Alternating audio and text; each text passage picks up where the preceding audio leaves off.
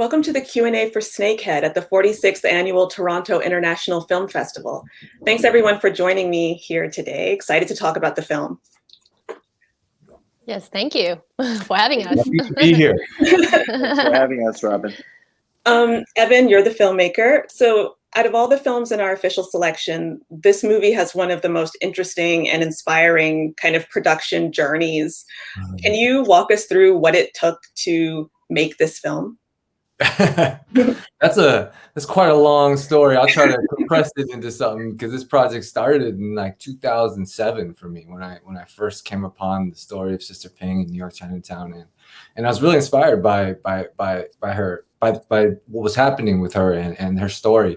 So I started writing in 2007, 2008, got a script, and I was like, I got to move to New York if I want to make this. So I moved to New York, and then Jeremy Lin, I was doing a documentary on him, blew up, and a little thing called Linsanity happened, and took a little pause on this project. But coming out of that gave me some momentum, and we started, trying to raise money for this film in like 2013, and 2 years could not raise the money with Lucy Liu attached, and that was, really just showed the state of the industry at the time, right? Asian American stories weren't being told, and I realized, like, if I want to make this movie, I got to do it myself. And so we crowdfunded, we kickstarted, and we raised enough money to make a film. And in 2016, we got into production, and it was just way too ambitious. It was my first time making a movie, so I had no idea what you can and can't do.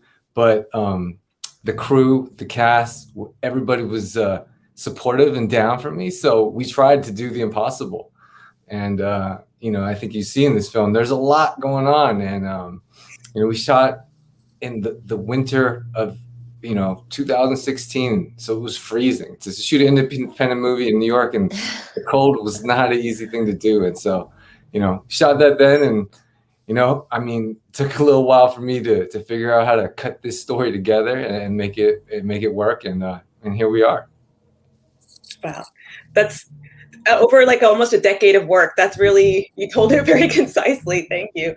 But this movie looks fantastic. I know you spoke about how it was hard to get the money together, but it certainly doesn't look like you skimped on any of the style. There's a lot of poetry and so many of the shots, even though it's a gritty subject matter and a difficult subject matter. Can you talk about how you decided to visually film this story, and why you stuck in those moments of kind of slow motion poetry in the midst of it? Sure. For me, this movie, I really wanted to explore the beauty of Chinatown, right? And see the dark side and the underworld, but in a beautiful way. And, I'm a huge fan of Wong Kar-wai and movies that tell poetry, right? And visual poetry. And for me, that was very important, and that's one of I've in my career as a filmmaker, that's always been one of my strengths, the visual sort of language of film. And so I leaned into my strength, right? And so attempting to do these things of visual poetry was important for me, because I knew that I wanted to show something in a way that we've never seen in Chinatown before, right? And to put that on the backdrop of the underworld gives you just a new perspective. Yeah. Jade and Shuya, you give terrific performances in this film, and Thank you. I want to start with you, Shuya. You give a very confident, almost swaggering performance, and despite the fact that Sister C seems very young and very physically small, you have to project this toughness. How did you get into character? Well, one, there's a lot of research already about this character, right? there's so much written about her, and you can read it on the internet. Evan gave me a book called the Chinese human-smuggling organization, which I still have to return to you. But there's just so much research about it, right, that I can read about, and so much to learn about. So it was not an easy ride to get into the character, but I have a lot of materials to work with. That's basically what it was. And of course, working with Evan helped a lot, talking about the character, and then just be committed at the end of the day. Yeah. So basically, that's what I did. What about the physicality of it? I mean, you beat people down in this movie. You run and you're being chased. And how did you prepare in that way? Well, I think naturally I'm very physical. I'm very athletic. I know I don't look like it, but naturally I'm that way already. So I don't think really I had a problem being physical about it. Again, at the end of the day, it's just about the work and being committed to your character, and you need to do what you need to do for it, right? So, and that's what I did. Yeah. Jade, I definitely looked up everything you had ever done after seeing you in this movie. You are phenomenal in it, and your dynamic with Shuya is really the core of this film, as well as the complex relationship that Dai Mah has with her son, played by Sung Kang. Did the three of you have discussions about how your characters would relate to each other, and what work did you do to kind of build that rapport on film? Well, I think in building the film in this so-called journey that we did with Evan, we got to know each other rather well, not just with the cast and crew, but with the community. So it's not just a dynamic I had with Sung, which, I've had before because we did a humanities Sundance pedigree film called The Motel back in 2003. And then working with Shuya, it's sort of, there was a natural rapport between us. And it's so odd because when I first got the role, I looked at one of my old headshots, and I swear, and this was from 45 years ago. I'm pegging my age right now, but Shuya and I could have been sisters in terms of just look. So I think it was the sort of mirror imaging of me as an actor and Shuya playing this role. I kind of transferred all of that into, wow, she's like a mirror image of the younger me. So that was really, really fascinating to discover. Shuya? Yeah, I mean, Jade is such a great actress. In the beginning, of course, I was a little intimidated, right? I remember there was the scene we had the first time I met her. It was a scene in the safe house where all the immigrants came in, and she has this monologue basically, and she just stood there, and I was just in awe. I was like, oh wow, she's so grounded in what she does. She's so good, So of course I was a little intimidated, but for some reason we had just like a very natural connection. And it just flowed, and we have great conversations about the characters, right? You sit there and we have great conversations, and we bring, like, Evan was so amazing in giving us also creative freedom, right? To be able to talk about it, to not be scared about the characters or what we thought, our feelings about it.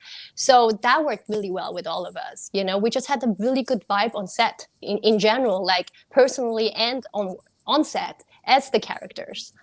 So and we also had a very good vibe offset. I mean, so I think we had a whole friendship clan, and we always had hot pot together, and we, so we got to know one another really well on a personal level. And I think that added to the dynamic of what we needed to create, on screen. Right. It definitely comes across. Sung, I wanted to move to you because our viewers are going to recognize you from a pretty wide range of roles. You've been in, big blockbusters. You're in this, and this character is very complex. And I guess you might have run the risk of being kind of just a villain until we find out more about what's motivating him and kind of why he is the way he is. How did you approach this role? Evan and I had conversations about the script when he first started, writing the story of Snakehead, and I felt like, there was a history already with, who Rambo is, and his ethos, his DNA. And I would share with him, the complexities of my own personal relationship with my own mother. And I think we just over time, over the years, we would just kind of explore, you know, the actor's perspective, of the characters on paper, especially at the initial stage. I mean, this script has gone through, a journey, by itself prior to even production. So, that I feel like, because Evan and I just have a friendship over, it's been probably close to 20 years now. Everything he does and I do, we hear about and we're talking about and sharing. So I felt like the character was very familiar. It was just a matter of, was I right to play that character? And that was also evolution. It wasn't, a part that I was thinking about doing, or Evan and I spoke about me even being in the movie. The film is about, I feel like this female's journey and her exploration of who she is and her place in this, this world that Evan has created.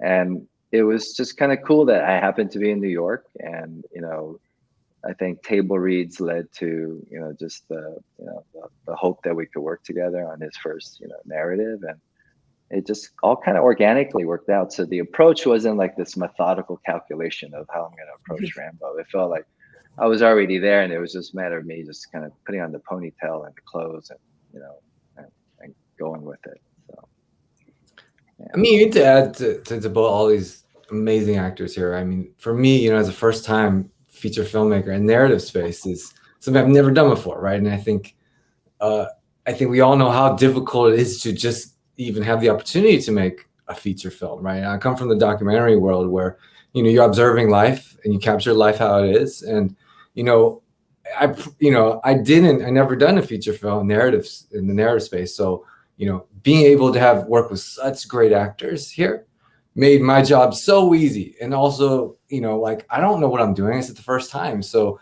to have them have the skill set and experience to help me, I mean, this film doesn't, it doesn't, we're not talking about it if I don't have these great actors here. Because that was the joy of working on the film with Evan, because he did give creative liberty to do, explore what you needed to explore to make not only the character better, but the story better. So, that creative liberty is very rarely experienced in my almost 50 years of being in this industry.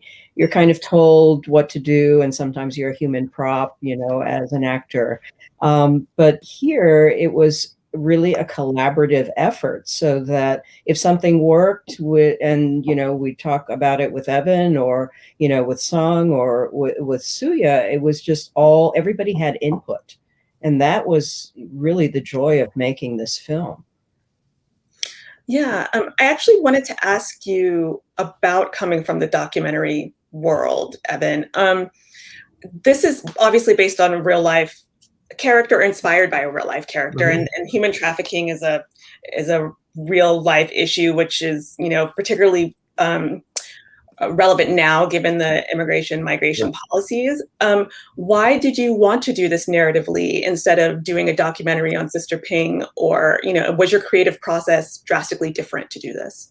Yeah, definitely different. I mean, I thought the skill set I had from the technical standpoint of documentary filmmaking would translate into narrative storytelling, but it was a completely different thing, and I completely underestimated that part of the craft.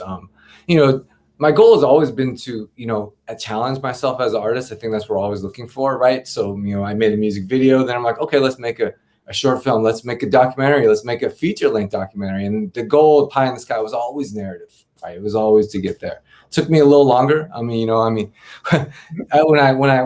I first started in this, I was Justin Lin's mentor when he was making his little independent film, and he got, then all of a sudden he's doing Fast and Furious. I'm like, oh, he's got to make an independent film, and then you get there, and it's come to realize, 20 years in the game, it's that was an anomaly, and it came from his sort of special talent. So making the narrative film was always the goal for me to get to this place. And you know, when we look at this film, we always talk about how it's inspired by Sister Ping. It's more really, you know, a story about the strength and the homage I'm paying to Asian American women in this country, right? Because I know strong women, I know complex women in my life, and I'm inspired by them every day. And I've never seen that scene on film. And you know, to you know, add to what Jade's talking about, giving this opportunity to collaborate, I think we were all really excited to do a project like this because we've never seen something like this. And that gives us everyone the opportunity to do something they've never done before, right? And I think that's where, for me, learning in this experience, is the collaboration of this group of filmmakers. We're all filmmakers here, that we get something better than it's just one single idea. And, you know, I think for me, you know, if I was to make the true story of Sister Ping, like I would want to, you know, get deeper into with her, right, and understand who she is. You know, in my research at Chinatown in New York, I met lots of people around her, her family members, you know, other people, you know, the FBI, all these people that knew her, and I realized like this is a story that, you know, I don't know who she is, and I'm just trying to make a story about someone I don't know. And, you know, you never right or wrong when you do that. And then someone's still alive, it just didn't make sense to me. So I'm like, you know, budget wise, let's make something that's a little bit more modern so that we can shoot in Chinatown, because that all was based in the 80s. And at the same time, let's make it our own story, you know. And the fact that she was, you know, she really did this, she really existed, allowed me a base of truth to work in, that immediately a viewer is like, okay, I believe in this world. Yet we've never seen something like this ever. And I think that's where the choices for the narrative were. Yeah, and also to add to what Evan said, I said, you know, this Sister Ping story was great. You know, basing it on that, because I was actually in New York at the time and I had my own ad agency. And when she got arrested, and I didn't even know that she got arrested, I didn't really know her story at the time. But when I went to my office on a Saturday where it was in Wall Street and nobody was there, and somebody actually tried to kidnap me and put me in the car, I didn't realize how much of an impact. And so now that this story is out and I was researching Sister Ping, that's what it was all about. They thought I was probably someone that was smuggled, and they wanted to bring me back into the fold. So that was, you know, the way that Evan had transformed the story is not really, I mean, it's based on Sister Ping's story and the importance of it in broadcast news, but there's a different side to it. There's a subtext to that whole story. And that's what I think Snakehead does. It brings out the subtext of why these people are where they are and what they need to deal with. You know, when you made this film, and actually when we found it and we were talking about it as in the programming team, we looked back through our notes and we realized we had seen a work in progress version back in 2017. And even then somebody had flagged it and wrote like, this is something, this could be something. So it's a real pleasure to have you here in this finished version. And when you said that, it's something you had never seen before, it definitely feels fresh and like it has the energy to open doors for other similar stories and this type of storytelling. So thank you so much, Evan. I'm very excited to have this film, and Jade and Shuya and Sung, thanks for joining us today. Thank you.